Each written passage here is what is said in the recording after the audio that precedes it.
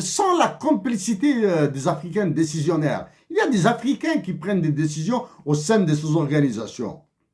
Le continent aurait, depuis les factices et pseudo-indépendances de certaines de vos colonies, été sous de meilleurs auspices et de meilleurs horizons, de meilleures perspectives. Ce sont les Africains qui sont complices avec vous. Pourquoi sont-ils complices? Il y a le chantage. Il y a la soumission innée. Voilà. Il y a l'absence de dignité patriotique. Je répète, l'absence de dignité patriotique, de dimension africaniste et humaniste de certains chefs d'État africains, de certains militaires africains.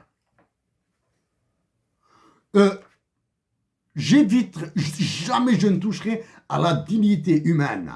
Jamais je ne toucherai à la dignité privée des gens. Jamais. Mais au niveau patriotisme, au niveau humanisme, je continue à le dire. Je cite maintenant.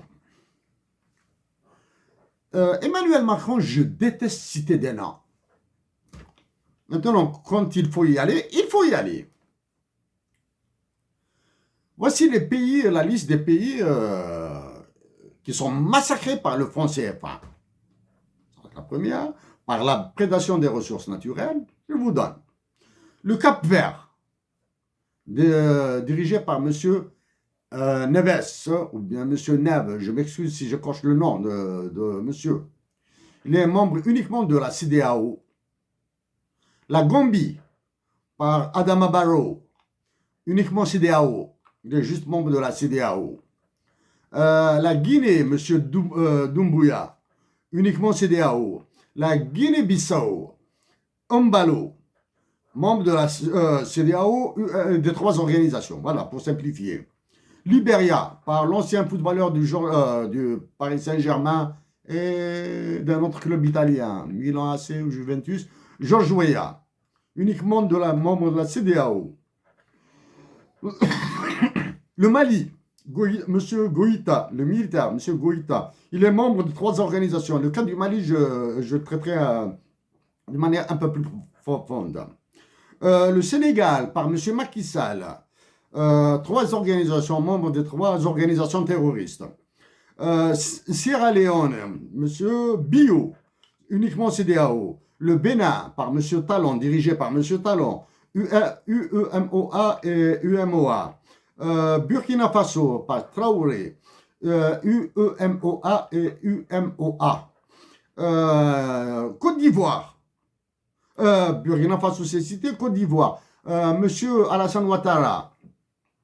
UMOA et UMOA. La Côte d'Ivoire est dans de l'eau plus que chaude. Elle est bouillante. Le Niger, par M. Bazoum, que nous avons cisé à 2 reprises, par lettre.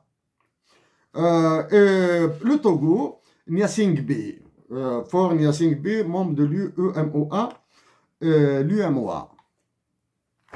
Voilà. Ces organisations ont existé bien avant, donc il y a toutes les personnes, tous les chefs d'État qui ont dirigé ces États, qui étaient membres de ces trois organisations, ou membres de 2 organisations, ou d'une et une seule organisation, sont complices avec la France. Maintenant,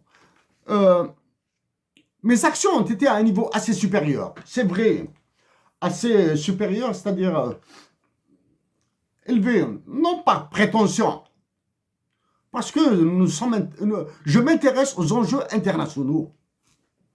Les enjeux locaux, j'en ai parlé, bien sûr. C'est en 2014 que j'ai soulevé le problème du droit d'accès à la mer pour les pays sans littoral. Le Mali et le Niger, par exemple, ont le droit d'accès à la mer. La mer est un don de Dieu. Les océans sont un don de Dieu. Ils ont été donnés pour toute l'humanité. Si les Africains s'entendent entre eux pour donner l'accès à travers l'accès aux pays sans littoral à donner l'accès à la mer à travers leur pays, c'est le droit international qui sera révolutionné par des Africains. Voilà.